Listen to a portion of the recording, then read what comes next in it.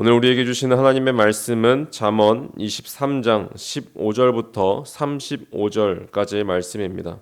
잠언 23장 15절부터 35절 마지막 절까지의 말씀입니다. 저희가 하나님의 말씀을 한 절씩 교독하신 후에 마지막 절은 다 함께 읽도록 하겠습니다.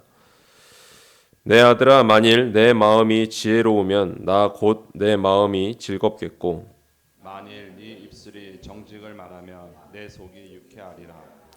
내 마음이 죄인의 형통을 부러워하지 말고 항상 여호와를 경외하라. 정령이 네 장래가 있겠고 네 소망이 끊어지지 아니하니라. 내 아들아, 너는 듣고 지혜를 얻어 내 마음을 바른 길로 인도할지니라.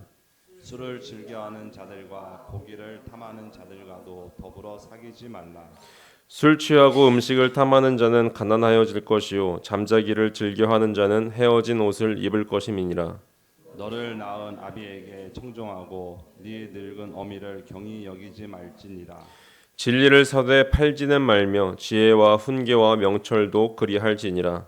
의인의 아비는 크게 즐거울 것이요 지혜로운 자식은 낳은 자는 그로 말미암아 즐거울 것이니라. 내 부모를 즐겁게 하며 너를 낳은 어미를 기쁘게 하라. 내 아들아 네 마음을 내게 주며 네 눈에서 내 길을 즐거워할지어다. 대저 음녀는 깊은 구덩이요 이방 여인은 좁은 함정이라. 참으로 그는 강도같이 매복하며 사람들 중에 사악한 자가 많아지게 하느니라. 재앙이 네게 있느뇨 근심이 네게 있느뇨 분쟁이 네게 있느뇨 원망이 네게 있느뇨 까닭 없는 상처가 네게 있느뇨 붉은 눈이 네게 있느뇨. 술에 잠긴 자에게 있고 혼합한 술을 구하러 다니는 자에게 있느니라. 포도주는 붉고 잔에서 번쩍이며 순하게 내려가나니 너는 그것을 보지도 말지어다. 그것이 마침내 뱀같이 물 것이요 독사같이 쏠 것이며 또 내 눈에는 괴이한 것이 보일 것이요 내 마음은 구부러진 말을 할 것이며. 너는 바다 가운데에 누운 자 같을 것이요 돛대 위에 누운 자 같을 것이며 함께 읽겠습니다. 내가 스스로 말하기를 사람이 나를 때려도 나는 아프지 아니하고 나를 상하게 하여도 내게 감각이 없도다.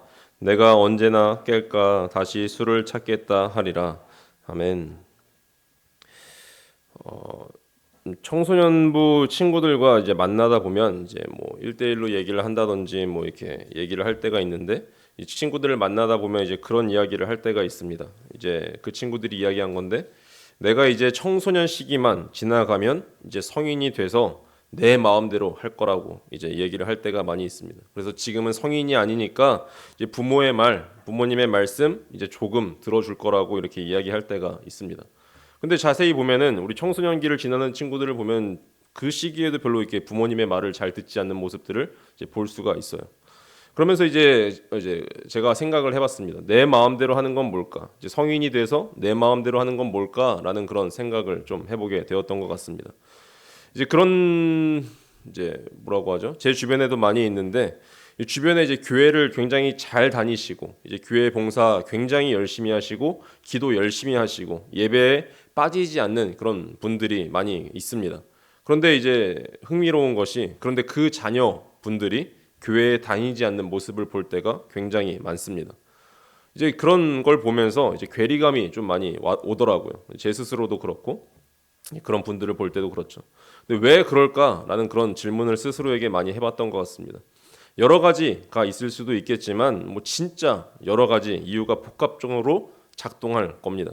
그래서 제가 뭐다 이렇게 답을 내릴 수는 없습니다. 그냥 이제 추측을 해보면 이제 왜냐면은 저도 이제 목회자 자녀이고 주변에 이제 목회자 자녀 친구들이 굉장히 많은데, 부모님이 목사님임에도 불구하고 교회를 다니지 않는 친구들이 굉장히 많기 때문에 그냥 추측을 해보고 그 친구들과 대화를 해보면서 이야기를 할 때 그런 이야기들을 좀 들었던 기억이 있어요. 이제 부모님의 신앙, 이제 목사님인 이제 그런 부모님, 그리고 또한 교회 집사님, 장로님들의 부모님의 그 신앙과 삶이 일치가 되지 않는 모습을 봐서 자기는 교회를 떠났다라고 이야기를 하더라고요. 그런, 쉽게 말해서 교회에서의 모습, 굉장히 거룩한 모습을 보여주는 모습과 집에서의 모습이 다를 수 있다라는 것을 이야기할 수 있고요.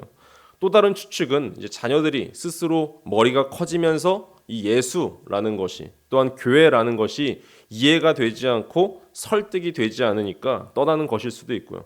또 다른 추측은 요즘 이제 개독교라고 욕을 많이 먹고 있는데 본인이 보기에도 이제 개독같이 보이니까 그럴 수도 있고 뭐 등등 이제 각자 자기가 가지고 있는 그런 기준들과 어떤 생각들을 옳은 대로 판단하고 생각하는 그런 모습을 보여주는 것들을 많이 볼 수 있었습니다. 이제 그런 자녀들을 볼 때 부모님들의 마음은 어떨까요? 참 아프죠. 답답하죠. 그럴 겁니다. 저도 부모님 속 많이 썩인 사람 중 한 명으로서 이제 할 말이 별로 없어요. 제 아이들의 미래도 이제 그러고 있을 수도 있을 거라 한번 그냥 막연히 상상해 보기도 합니다. 그렇다면 이제 부모님의 마음을 즐겁게 시원하게 하는 그런 삶은 무엇일까요? 저는 오늘 말씀을 묵상하면서 이 부모님의 마음을 한번 헤아려 보게 되었습니다. 저도 부모이기도 하고 또한 자녀이기도 하니까요. 그리고 부모의 존재 위에 계신 하나님 아버지의 마음을 느껴보려 하였습니다. 오늘 15절 16절을 보시면 대부분의 이제 부모님의 마음을 표현하고 있습니다. 자식을 키우실 때 언제가 가장 기쁘십니까? 자식은 언제 부모를 가장 기쁘게 할까요? 그것은 오늘 말씀에 의하면 지혜롭고 바르게 성장했을 때입니다. 부모는 자식의 마음이 지혜롭다라는 그 사실을 깨달을 때, 내 자녀가 정말 지혜롭구나라는 사실을 깨달을 때 말로 표현할 수 없을 정도로 기쁘죠. 15절을 자세히 보시면 재미있는데 아들의 지혜로운 마음이 아버지의 마음을 기쁘게 합니다. 아들의 지혜로운 마음이 아버지의 마음을 기쁘게 한다라고 이야기합니다. 이 사실을 보면서 부모님의 마음과 자녀의 마음이 통하고 있다라는 사실을 보게 되었어요. 자녀가 어렸을 때 지혜로운 성인, 지혜로운 어른이 되라며 아끼지 않았던 그런 훈계와 양육이 빛을 발하고 있는 것이죠. 또 부모를 기쁘게 하는 한 가지는 16절의 말씀에 나옵니다. 정직한 성인이 되었을 때입니다. 정직한 성인. 정직은 다 아시다시피 양심적으로 행하는 것을 뜻합니다. 그러므로 정직한 사람의 말은 무엇이든 항상 명확하게 하는 것이지 속이는 것이 아니라는 사실을 우리는 너무나 잘 알고 있어요. 그래서 이 지혜와 정직은 항상 같이 가는 한 쌍입니다. 부모는 자녀를 양육할 때 이 두 가지가 아이의 마음에, 자녀의 마음에 심어지고 그 영원히 그의 삶에 영향을 미치도록 기도합니다. 그리고 그 기도가 응답되었을 때 훈계와 양육이 열매를 맺었을 때 그 부모님의 마음이 어떠하다 말씀합니까? 오늘 말씀에 근거하면 유쾌합니다. 부모의 마음이 유쾌하다라고 말씀해요. 신이 나서 소리를 지른다라는 뜻이죠. 부모는 지혜롭게 정직하게 자란 아이를 생각하며 마음속 가장 깊은 곳이 유쾌해짐을 경험합니다. 그리고 계속해서 말씀이 이어나가고 있어요. 무엇을 훈계해야 하고 무엇을 양육해야 하는지 오늘 말씀에서 이야기합니다. 죄인의 형통을 부러워하지 말고 때를 기다리라 라고 말씀합니다. 그 사실을 자녀에게 가르쳐야 한다라고 이야기하죠. 이게 지혜라고 이야기합니다. 우리 사람들이 의로운 삶을 살려고 하면 악한 세상은 당연히 방해하죠. 반면에 죄로 물든 세상은 죄인을 형통하게 합니다. 이럴 때면 의인은 상대적인 박탈감을 느낍니다. 특히 나이가 어릴수록 더 박탈감을 많이 느껴요. 그래서 자녀들 중에 머리가 조금 커서 이 세상이 어떻게 돌아가는지 보는 친구들은 그 박탈감을 심하게 느낍니다. 그래서 교회를 다녀도 별 소용없다라고 이야기하죠. 그리고 부모가 멍청해 보입니다. 그런데 오늘 지혜자는 자녀에게 그것이 진리가 아니라라고 가르치고 있어요. 부모님들에게 이렇게 얘기하는 거죠. 그게 진리가 아니야라고요. 그리고 또한 자녀들에게 그렇게 가르치라라고 말씀합니다. 의롭게 살려고 노력하다 지친 사람에게 죄인의 형통을 부러워하지 말고 그럴수록 항상 여호와 하나님을 경외하라. 그것이 지혜다라고 가르치고 있습니다. 삶이 잘 풀리지 않는다고 생각하는 그 의인은 죄인들이 잘 된다라고 해서 그들을 시기하거나 질투할 필요가 없죠. 이런 감정은, 시기하고 질투하는 감정은 나 자신을 속박해서 하나님에 대한 서운함과 원망으로 그 마음이 가득 찰 겁니다.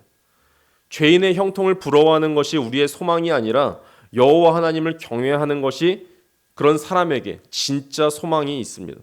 여호와를 경외하는 자에게는 장래가 있기 때문에 그렇습니다. 게임이 끝날 때까지 끝나지 않았다라는 것입니다. 심지어 야구는 9회 말 투아웃부터라는 말도 있지 않습니까?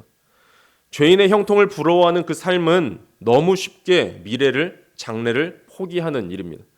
세상이 끝나려면 아직도 우리는 언제가 끝날지 모르고 얼마나 많은 날이 남아있을지 모르는데 너무 빨리 벌써 속단하고 포기하는 것은 옳지 않다라는 그런 말씀을 하고 있는 것이죠. 사람은 지금부터 끝날까지 어떤 일이 일어나서 어떻게 상황이 바뀌게 될 것인가를 알지 못합니다. 우리에게는 한계가 있기 때문에 그렇죠. 그러므로 지혜자, 오늘 잠언을 말하고 있는 지혜자는 다가오는 장래를 생각해서라도 악인들을 부러워하지 말라라고 말씀합니다. 장래를 포기하지 않는 한 소망도 끊어지지 않을 것을 오늘 말씀에서 선포하고 있는 것입니다. 주의 백성인 우리들은 우리 눈에 보이는 그 현실로 모든 것을 판단하는 것을 지양해야 합니다. 우리 눈이 보지 못하는 것들도 많기 때문이죠. 오늘 우리가 불렀던 찬송가처럼 말입니다. 게다가 우리는 오늘 말씀대로 항상 미래를 소망하며 살아야 해요. 이 세상은 모든 사람이 심은 대로 거두는 세상을 향해 가고 있다는 사실을 잊지 말아야 합니다. 주님은 말씀하셨죠. 심은 대로 거둘 것이라고요. 우리는 무엇을 심고 있습니까? 우리의 자녀들에게 무엇을 가르치고 있습니까? 이 세상이 더 중요하다고, 이 세상에서 실패하지 않는 삶이 더 중요하다고 가르치고 있지는 않습니까? 아니면 우리의 눈에 보이지 않는 진짜 하나님의 나라가 있다라고 그런 사실을 가르쳐주고 있습니까? 오늘 말씀은 계속 반복하고 있습니다. 우리에게 진짜 지혜가 무엇인지 우리에게 질문하고 있어요. 나는 무엇을 심고 있습니까? 나는 진리와 지혜와 명철을 사고 있는 사람입니까? 아니면 진리, 지혜, 명철은 다 팔아버리고 다른 것만 사고 있는 인생은 아닌지 돌아볼 필요가 있다라는 겁니다. 이 말씀을 듣고 묵상하는 분들이 부모님이시라면 우리의 양육을 돌아보아야 합니다. 나는 흔들리고 있는가? 세상과 하나님 사이에서, 또한 나의 마음에는 하나님의 말씀이, 하나님의 나라가, 하나님 그 존재 자체가 얼마나 가득 차 있는가 스스로 질문해 보셔야 합니다. 나의 마음에 다른 모든 것들을 가득 심어놓고 가득 사놓고 자녀들에게 무엇을 가르치고 있습니까? 오늘 스스로 하나님 앞에서 나 자신을 돌아보며 나아갔으면 좋겠습니다. 그리고 우리의 아버지, 나의 아버지이신 그 하나님의 마음을 헤아리며 그 마음에 순종하며 나아가는 오늘 하루 되시기를 간절히 축원합니다. 기도하시겠습니다. 후히 주시고 꾸짖지 아니하시는 하나님 아버지, 우리에게 지혜가 필요합니다. 우리에게 지혜가 부족합니다. 그렇기에 주님께서 부어주시는 그 가장 아름다운 지혜를 우리에게 부어주시옵소서. 하나님을 경외하며 살아가는 그 삶을 우리 한 사람 한 사람의 부모님들과 자녀들이 살아가기를 간절히 소망합니다. 그러므로 말미암아 주님께 영광을 돌리며 정말 주님과 동행하는 그 삶을 살아가는 우리 모두가 될 수 있게 하여 주옵소서. 감사드리며 예수 그리스도의 이름으로 기도드립니다. 아멘. 하늘에 계신 우리